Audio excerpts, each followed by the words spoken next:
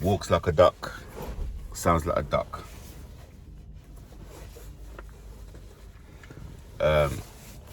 You can tell a lot about a person or about people if you just look at how they fight, how they have arguments. As adults, we come to a point in our lives where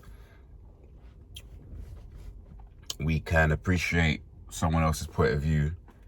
We can also disagree with someone. We could also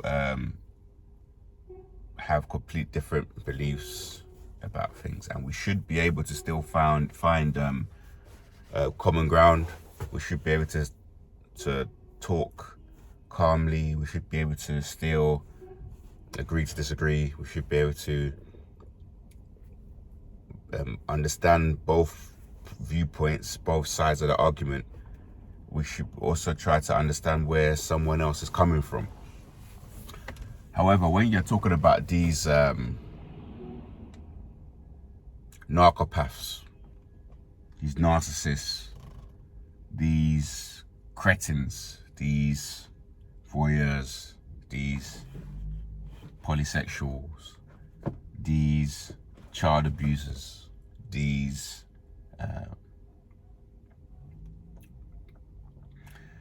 flying monkeys, these using tactics like abuse by proxy, gathering numbers, these stalkers, these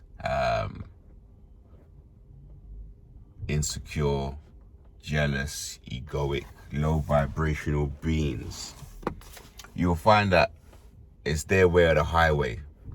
And sometimes you it's like you're hitting your head against the wall and you second guess yourself.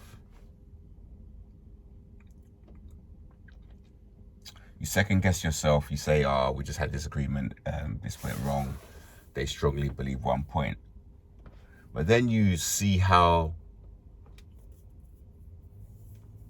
this whole tribal behavior of making everybody go to their point of view. And this happened with somebody recently. I don't want to really go into the details of it. But my feeling of the disagreement was I was rejected straight away or thrown away like I was nothing. And this would be a big red flag to notice in your day-to-day lives, in terms of not just your intimate partners like your boyfriends and girlfriends, but friend groups and colleagues as well, where you disagree on a point and they just kick you out of everything. They just like abandon you. They just throw you away like you didn't exist. No matter what you've done for them, you've done so much for them. You help them. You are generous towards them. You speak well of them. You support them on every angle. And you have this one argument, not even like a big argument, something really small, but you dared to have a different viewpoint, or you dared to stand up for them, or you dared to talk against someone that they deem to be on a higher level than you. You dared to do any of those things. These people will literally use that as an excuse to dispose of you like you're empty chewing gum on the floor. And they won't just do it alone. They will literally turn the whole group against you. This is how you know you're dealing with a grown-up child. You know you're dealing with a narc. This is a narcissist. All those just you're not sure, giving them benefit of the doubt, seeing the pink flags, red flags, you're not sure. Nope. When someone fights like this, this is a massive telltale sign. And it's also good to, when you're dating people, to look for this as well. See what the person is like when you don't agree with them, when you argue with them, whether they accept your viewpoint, whether they try to understand your viewpoint, why they try to understand why you think what you think, why they take the time to listen to what you're saying, or do they just reject you right out? Do they just give you the cold shoulder? Do they just shut down on you? If they do, that's a narcissist. That's what this person did, literally. And what was interesting was when that person was not in somewhere where I went again, and that person wasn't in, all the fly monkeys, all the people that are around them that are all playing up to them were fine. They were completely cool. And I guarantee when he comes back and they see him, they're all gonna play the game of ignoring, silent treatment, taking sides, making you feel left out. And it's also something that the feeling of that wound of abandonment that we both have. We have it, they have it. It's something that you won't forget, that feeling of what they try to excite in you. But I won't even let it. But that's what they're trying to do. They're trying to excite this.